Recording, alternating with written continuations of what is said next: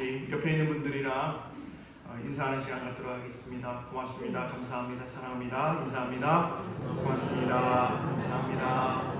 사랑합니다. 오늘 여러 가지로 어지러운 그러한 상황임에도 불구하고 하나님 앞에 나와 하나님의 귀한 사람들로서 예배하는 예배자로 우리가 설 수 있음에 감사하는 이 시간이 되시기를 주님의 이름으로 또한 축복하며 평화와 은혜가 넘쳐나시기를 간절히 소망합니다.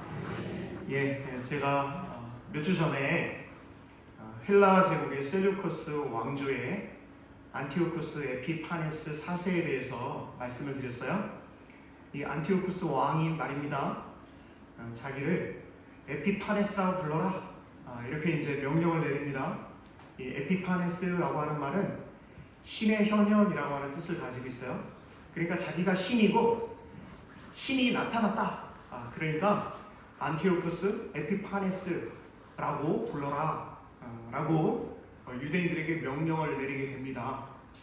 그런데 유대인들이 이 안티오쿠스 에피파네스 4세가 얼마나 많은 만행을 저질렀는지 제가 지난주에 말씀을 드렸고요. 그래서 유대인들은 뭐라고 그랬냐면 에피파네스라고 안 하고 에피마네스라고 부르게 됩니다. 에피파네스는 신의 현현이라고 하는 뜻을 가지고 있는데요. 에피마네스는 제가 그때 뭐라고 말씀드렸죠? 거룩한 입술에 그런 이름을 말할 수 없다 그러시는 것 같은데 미친놈이라는 뜻입니다. 미친놈. 그래서 유대인들이 미친놈이라고 셀루코스 왕조의 안티오쿠스 에피파네스 4세를 미친놈이라고 실제로 미쳤어요. 그런 일들을 하게 되었던 것이죠. 이때 참다 못한 유대인들이 혁명을 일으키게 되는데 마카비 혁명이라고 하면 한번 따라해 주실까요? 마카비 혁명. 아마 세계사를 좀 관심을 가지고 계신 분들은 아마 이 마카비에 대한 이야기를 들어보셨을 것이고 실제로 구약 외경에 보면 이제 우리 성경에는 없지만 외경에 마카비상, 마카비하라고 하는 그러니까 마카비라고 하는 이 가문에서 혁명 그러니까 안티오쿠스 에피파네스 4세에 대해서 저항하는 그 저항 운동을 벌인 것이 쭉 기록이 되어 있습니다. 우리말로 하면 독립운동 일지라고 할 수가 있는 것이지요. 이 마카비 혁명이요 헬라 제국 셀루코스 왕조의 안티오쿠스 에피파네스 4세의 박해에 대항하기 위해서 시작이 됩니다. 실제로 이 마카비 혁명이 성공을 거두게 됩니다. 그런데 문제가 발생을 하게 되었는데요.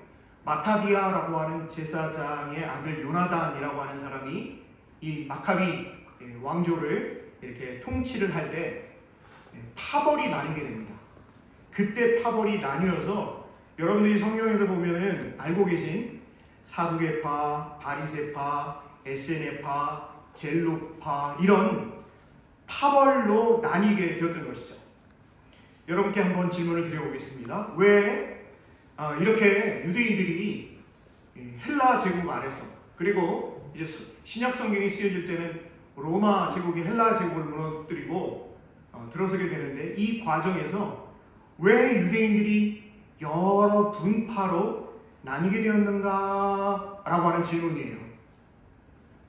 그 질문의 대답은 이렇습니다. 한번 따라해 주실까요? 마음을 잃어버린 형식주의. 마음을 잃어버린 형식주의. 무엇을 잃어버렸다고요? 마음을 잃어버렸습니다. 어떤 마음이냐? 구약 성경을 통해서 하나님께서 이스라엘 백성들, 아브라함의 후손들 출애굽하고 가나안 땅에 들어가고 하는 모든 과정에서 함께해 주셨던 하나님께서 원하시고 바라신 즉 제사장 나라 하나님의 나라를 이루어가라 라고 말씀하신 그 하나님의 뜻을 잘 마음에 새겨 그 사명을 감당해야 하는데 그 마음을 잃어버린 하나님의 뜻을 잃어버린 결국 형식만 남아 있었던 상황이 바로 이런 여러 개의 분파로 나뉘게 되었다고 하는 것이죠. 여러분 한번 따라해 주시겠어요? 사두개파라고 하는 것이 이제 성경에도 신약 성경에도 기록이 되어 있는데요. 이 사두개파는 어떠한 사람들이냐면 굉장히 부유한 그런 귀족층 사람들입니다. 자기들만 다 이렇게 분파를 이루어가지고 우리 사두개파 할 거야 라고 했던 것이죠. 이 사두개파는 예루살렘에서 막강한 세력을 가진 제사장 계급의 사람들이었습니다. 부유한 그런 사람들이었습니다. 정부 관료들이었습니다. 한마디로 사회 고위층에 속한 사람들의 모임이었었던 것이죠. 이 사두개라고 하는 말의 어원이 솔로몬 왕의 제사장이었던 사독이라고 하는 이 사독, 이 제사장에게서 나온 말입니다. 그래서 이들 스스로를 뭐라고 그러냐면 우리는 의로운 사람들이다 라고 했고요. 이 ጼ덱이라고 하는 말, 의롭다라고 하는, 의라고 하는 말에서 이제 자기 파를 사두개파라고 정했던 것이죠. 이들은 헬라 제국을 굉장히 흠모했습니다. 그래서 자기들이 유대인들이고 그리고 구약 성경을 가지고 있음에도 불구하고 헬라 제국을 우리가 쫓아가자. 그들의 문화를 본받고 그들의 제도를 본받아서 살아가자. 우리가 살 수 있는 길은 유일하게 헬라 제국에 협조하는 것이다. 이런 생각을 가지고 있었던 사람들입니다. 이들은 모세 오경만 인정을 했습니다. 천사와 영의 존재도 인정하지 않았고요. 부활도 믿지를 않는 그런 사람들이었습니다. 한편 따라해 주실까요? 바리새파는요, 파라시라고 하는 말인데 구별하다, 분리하다, 해석하다 라고 하는 거예요. 구약 성경과 구전법을 포함한 모든 책을 받아들이는 사람들이 바로 이 바리새파 사람들이었습니다. 이 사람들은 친헬라주의 정책을 고수하는 사두개파 사람들과 대립관계에 있었던 사람들이에요. 그래서 반헬라주의를 표방하고 있었습니다. 이 바리새파 사람들은 천사와 영의 존재를 인정했고요. 부활도 믿는 그런 사람들이었고, 특별히 신명기 6장 4절 쉐마 이스라엘 이라고 하는 그 구절을 이마에 이렇게 두르고 손목에도 메고 다니는 사람들이 바리새파 사람들이었습니다. 또 한 파가 있는데 한번 따라해 주실까요? 에세네파 사람들은요, 아이고 우리는 사두개도 싫어, 우리는 바리새도 싫어, 우리는 다 싫어, 우리는 아주 한 데 가서 살 거예요 라고 해가지고요, 이 에세네파 사람들은 수도원적인 공동체 생활을 추구하는 사람들이 바로 에세네파 사람들이었습니다. 이 에세네파 사람들이 사해 쿰란에서 공동체 생활을 하게 되었는데요, 이 사람들은 재산을 공유하고 예배와 독서와 공동 식사를 아주 중요하게 여긴 그런 사람들이 바로 에세네파였습니다. 사해 사본이 이제 발견되었던 그곳이 바로 에세네파 사람들이 살던 곳이었습니다. 쿰란 사본도 발견되었고요. 대부분 묵시문학적인 자료들을 만들어서 그것을 읽고 했었던 사람들이 바로 에세네파 사람들입니다. 이 에세네파 출신의 아주 유명한 사람이 있는데 그 사람이 누구냐면 바로 세례 요한이 이 에세네파 출신인 것이죠. 또 한 개의 파가 있는데요, 한번 따라해 주실까요? 젤로파, 또 셀로파 이렇게도 이야기하는 이 젤롯이라고 하는 말은 열심당입니다. 이 사람들은 과격 무장 단체였었고요. 이들은 스스로를 헬라 제국이든 로마 제국이든 우리가 무기를 들고 봉기해야 된다 이런 생각을 가지고 있었던 사람들이 바로 젤로파 사람들이었습니다. 예수님의 제자 중에 이 파에 속해 있는 사람이 있었는데 가룟 유다가 바로 이 젤로파에 속해 있었던 것으로 그렇게 기록이 되어 있습니다. 여러분, 제가 왜 이 부분을 장황하게 설명을 드렸냐면 이 부분을 좀 이해를 하셔야 오늘 본문의 말씀을 이해를 할 수 있기 때문에 그래서 말씀을 드립니다. 오늘 본문의 제목을 제가 예루살렘 공의회라고 정했는데 한번 따라해 주실까요? 예루살렘 공의회. 예루살렘 공의회가 있을 수밖에 없었던 그런 배경이 바로 이 마음을 잃어버린 형식주의로 갈라져 버린 이 파벌에 의해서 결국 예루살렘 공의회가 모임이 있게 되었다라고 하는 것이거든요. 여러분 한번 사도행전 11장 22절을 한번 펼쳐보시길 바랍니다. 사도행전 11장 22절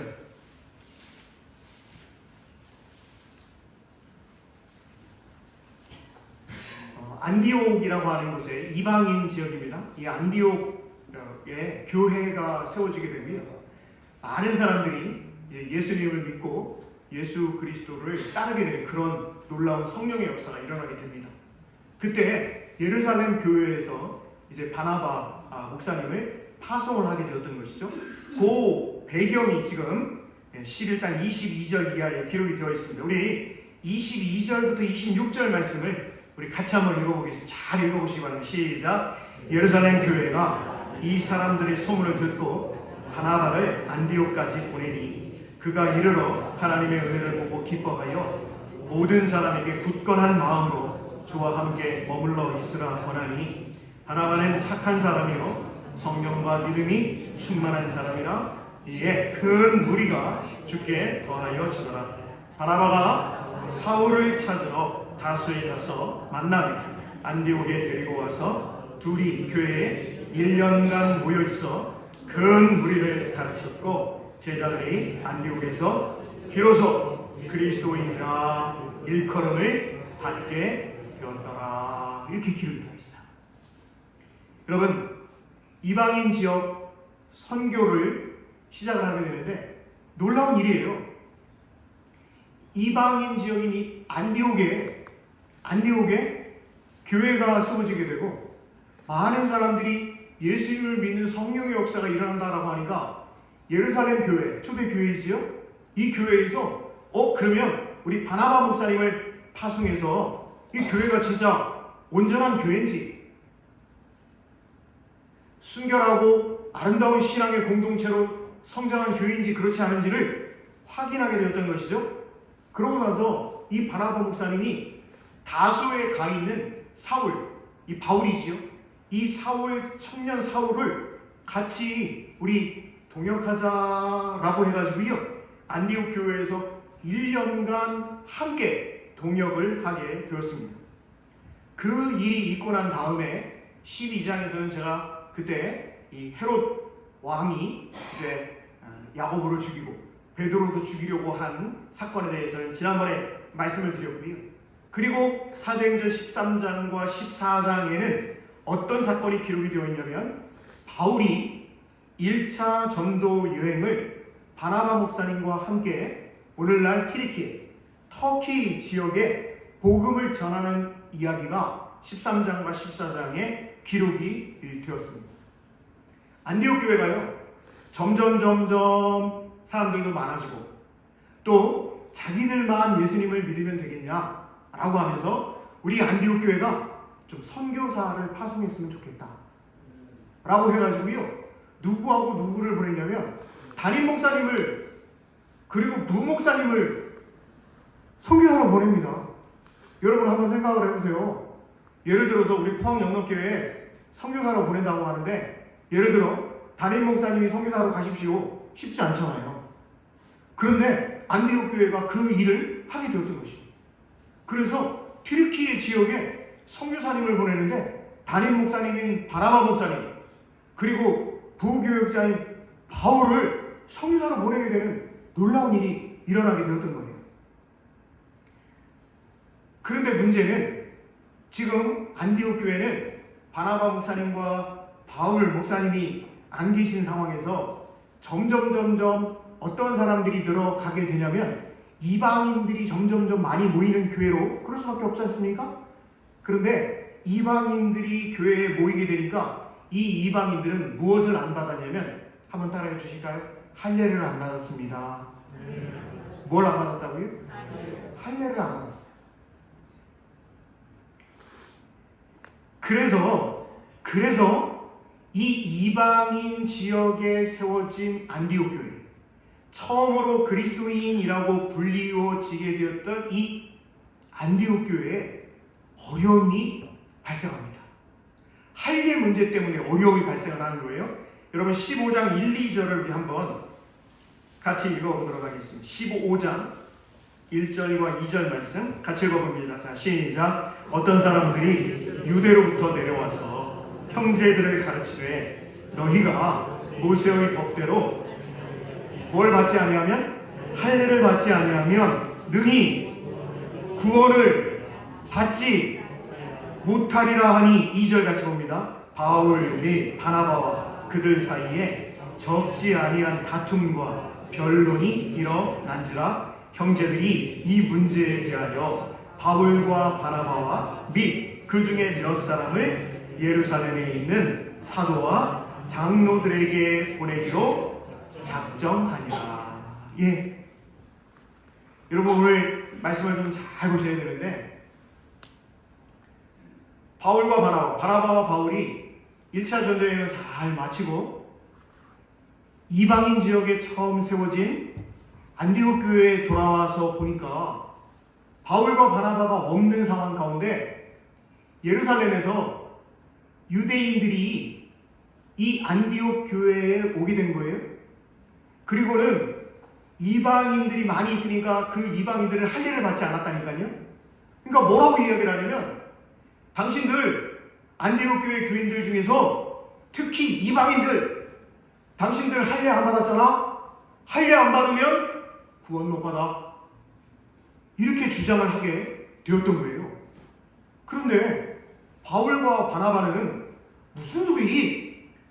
할례를 받아서 구원을 얻는 게 아니라, 할례를 안 받으면 구원을 못 받는 게 아니라 예수 그리스도를 주님으로 고백해야 구원을 얻을 수 있습니다 라고 가르치고 선포했던 것이죠. 그러니까 바울과 바나바 목사님, 그리고 바울과 바나바 목사님을 따르는 교인들과 유대인들의 이야기, 즉 무슨 소리? 아무리 예수님을 믿어도 할례는 꼭 받아야 돼. 할례 받으면 구원 얻고 할례 받지 않으면 구원 못 받아 라고 주장하는 사람들 간에 지금 다툼과 변론이 일어났다라고 사도행전 15장 2절에 기록이 되어 있는 것을 볼 수가 있습니다. 이러니까요, 안디옥 교회가 이거 큰일 났어요. 도무지 해결점을 찾을 수가 없습니다. 결국 어떻게 하게 됐냐?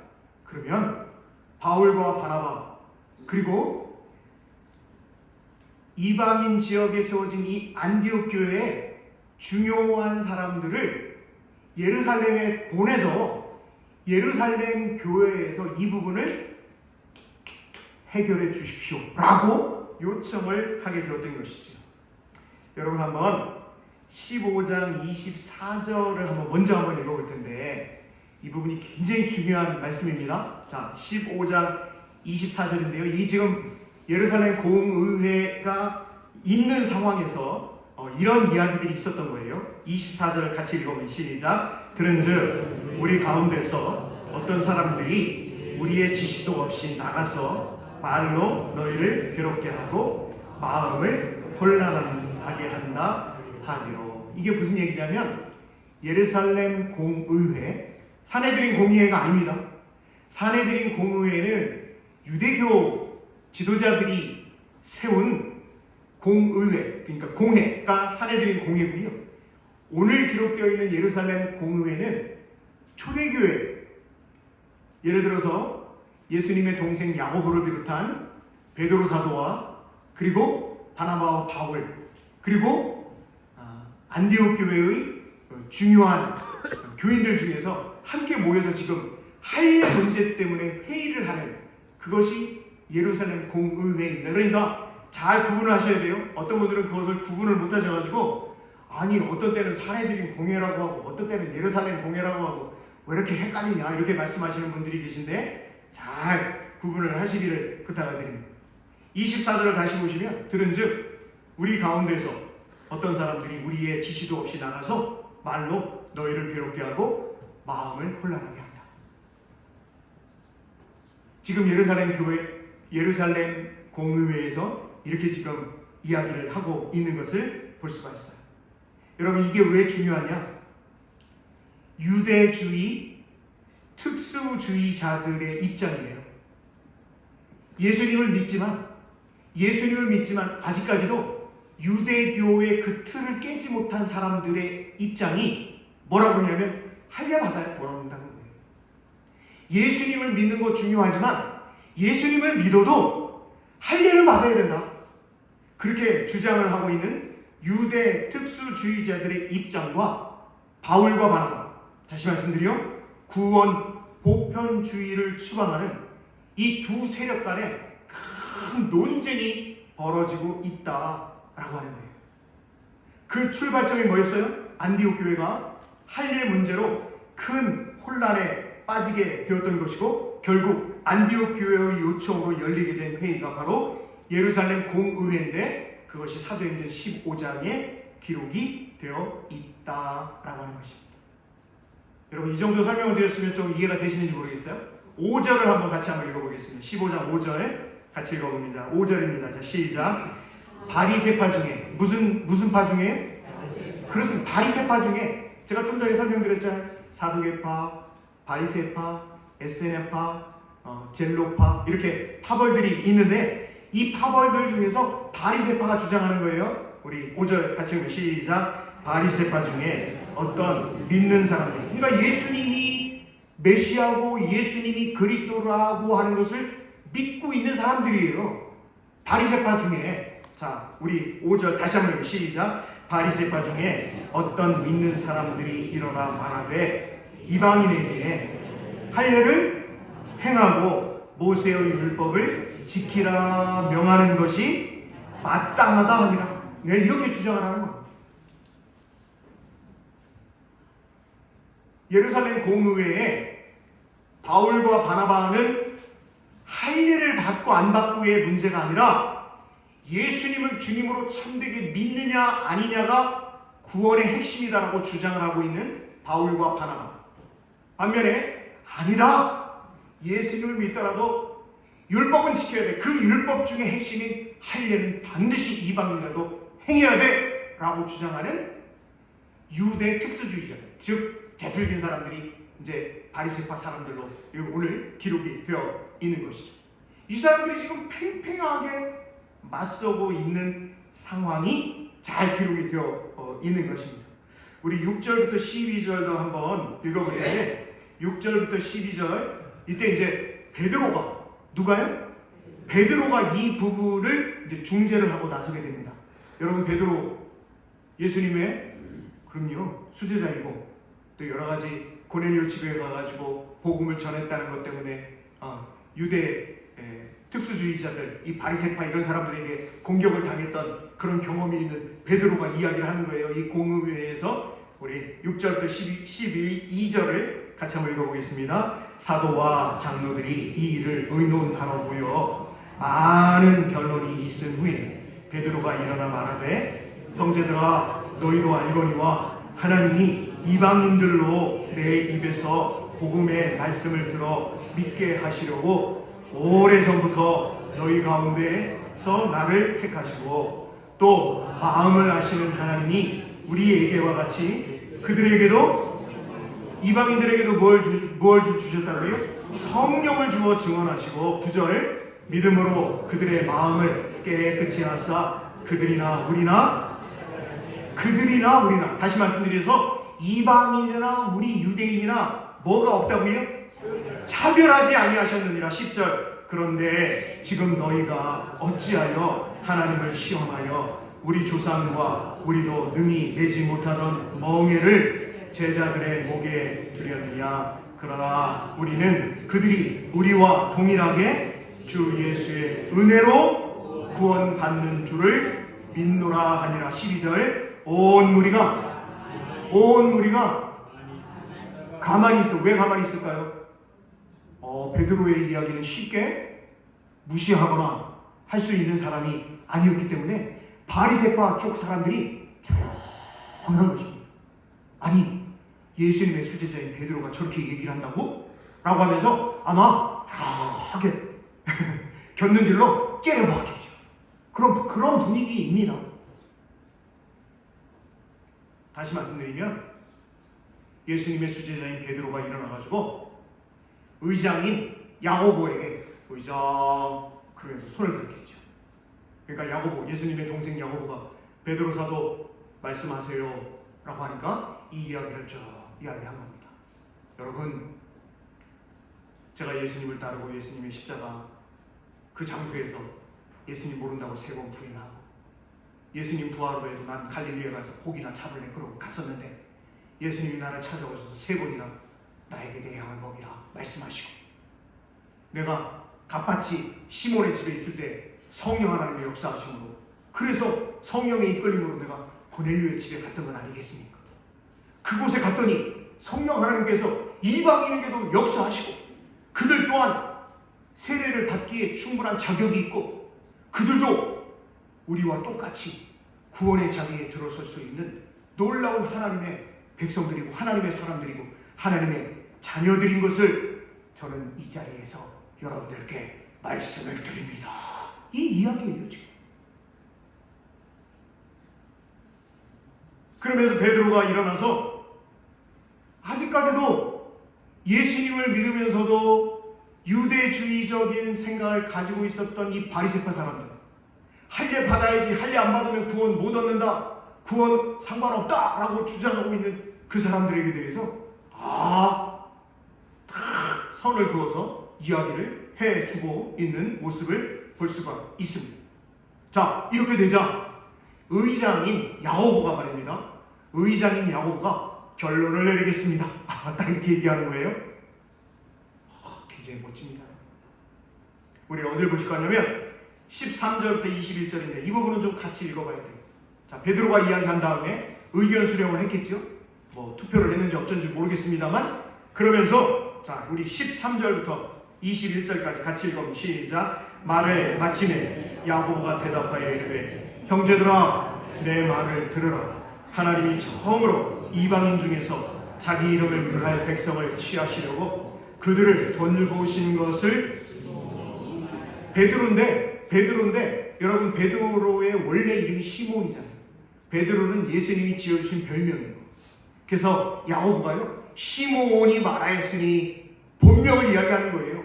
유대 이름, 히브리식 이름으로 이야기를 합니다.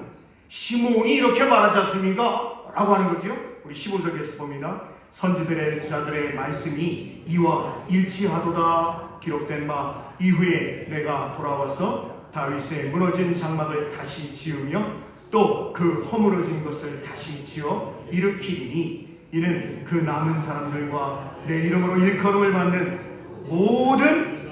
모든 이방인들로 주를 찾게 하려 함이라 하셨으니, 즉 예로부터 이것을 알게 하시는 주의 말씀이라 함과 같으니라. 그러므로 내 의견에는 이방인 중에서 하나님께로 돌아오는 자들을 어떻게 하지 말고, 괴롭게 하지 말고, 뭘 괴롭게 하지 말라는 거예요. 너희들 이방인들, 너희들도 구약 율법 지켜야 돼. 당신들도 율법 중에 율법인 할례 받아야 돼. 그걸로 괴롭게 하지 말자는 얘기입니다. 이럴 때 우리는 뭐라고 한다고요? 와. 20절 같이 읽어봅니다. 다만 우상에 더러운 것과 음행과 목매어 죽인 것과 피를 멀리하라고 편지하는 것이 옳으니, 이는 예로부터 각성에서 모세를 전하는 자가 있어 안식일마다 회당에서 그 글을 읽음이라 하더라 라고 의장 야고보, 예수님의 동생이 다 이렇게 결론을 지어서 이야기를 하고 있는 것을 볼 수가 있습니다. 이렇게 결론이 나는다면 예루살렘 공의회에서, 예루살렘 사도회의에서 결정을 하게 된 것이죠. 자, 우리 23절을 볼 텐데 편지를 씁니다. 편지를 써서 이방인 각 지역에 편지를 보내게 되는 거예요. 자, 이렇게 하십시오. 이방인 중에서 예수님을 주님으로 믿는 사람들은, 그리고 그 교회 공동체는 예루살렘 공의회에서, 예루살렘 교회에서 택한 결정한 이 사항을 꼭 지키시기 바랍니다 라고 편지를 보내게 됩니다. 자, 23절 같이 읽어봅니다. 시작. 그 편에 편지를 붙여 이르되, 사도와 장로된 형제들은 안디옥과 수리아와 길리기아에 있는 이방인 형제들에게 문안하노라. 발신자와 수신자가 다 기록이 되어 있죠. 자, 그러면서 어떻게 하라라고 이야기를 하고 있냐면 28절, 좀 전에 읽었던 말씀, 결정된 사항을 편지에 적은 겁니다. 결정된 사항을 어떻게 했는지 중요하잖아요. 결정은 이렇게 했는데 편지는 다르게 쓰면 안 되지 않습니까? 자, 28절 같이 봅니다. 성령과 우리는 이 요긴한 것들 외에는 아무 짐도 너희에게 지우지 아니하는 것이 옳은 줄 알았다 라고 딱 이야기한 겁니다. 첫 번째 조항, 그러면서 두 번째 조항을 이야기하는 거예요. 자, 29절 시작. 우상의 제물과 피와 목매어 죽인 것과 음행을 멀리 하였지니라. 이에 스스로 상가면 잘 되리라. 평안함을 원하노라 하였더라 라고 편지를 딱 써가지고요, 이것을 이방인 지역의 교회들에게 편지로 보내주고 있는 모습을 볼 수가 있습니다.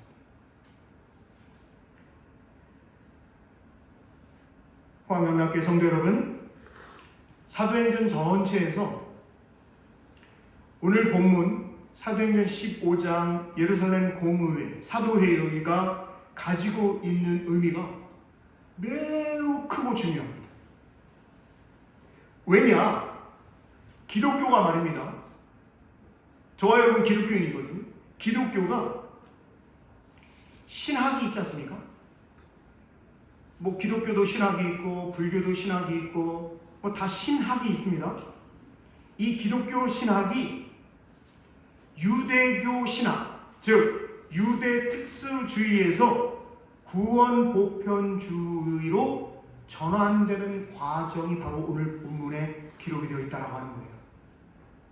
좀 어렵게 느껴질지 몰라도 쉽게 얘기하면 이방인들 중에서도 하나님께서 택하신 사람은 예수 그리스도를 주님으로 고백함으로 구원 얻을 수 있다 라고 하는 것을 사도행전 15장에서 결정해서 선포를 한 사건이 바로 오늘 본문의 말씀인 것입니다.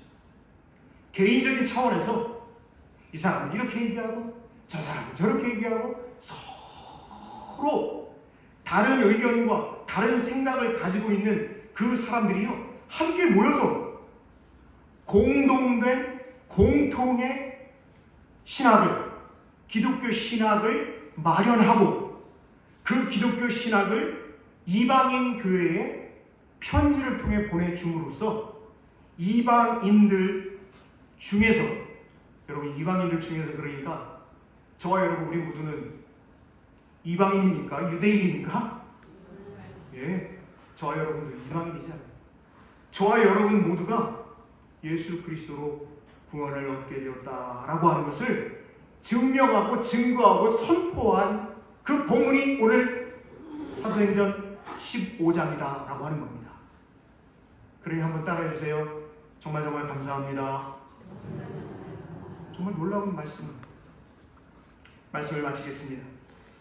하나님은 영원하시고 불변하시고 진리이신 하나님이심을 우리는 유대인은 구원 얻고 유대인이 아닌 이방인 모두는 하나님의 사랑과는 상관없는 삶이 아니라 유대인뿐만 아니라 이방인, 그 어떤 사람이라 하더라도 하나님의 구원이 활짝 열려있고 어떠한 생각을 가지고 있다 하더라도 예수 그리스도를 통한 그 예수 그리스도의 십자가의 보혈을 의지하는 삶을 살아가고 그 예수 그리스도의 구원의 은총 가운데 살아가기를 다짐하는 모든 사람에게 구원이 열려있음을, 구원의 문이 열려있음을 우리도 고백하며 나아갈 수 있는 귀한 하나님의 사람들 다 되실 수 있기를 간절히 소망합니다. 기도하겠습니다.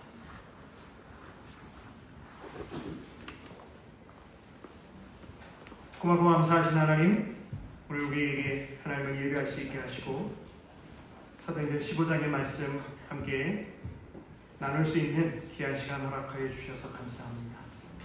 우리 기독교 신학이 앞으로 더욱 발전할 수 있게 하여 주시고, 하나님, 우리의 신앙을 통해, 우리의 믿음을 통해, 우리가 예수 그리스도를 믿음을 통해 많은 사람들이 구원의 길에 들어설 수 있도록, 많은 사람들이 사랑과 평화와 은총 가운데 살아가는 그런 통로의 사명 감당할 수 있는 이 자리에 모인 우리 모두 되게 하여 주시옵소서. 예수님 귀하신 이름으로 감사하며 기도드립니다. 아멘.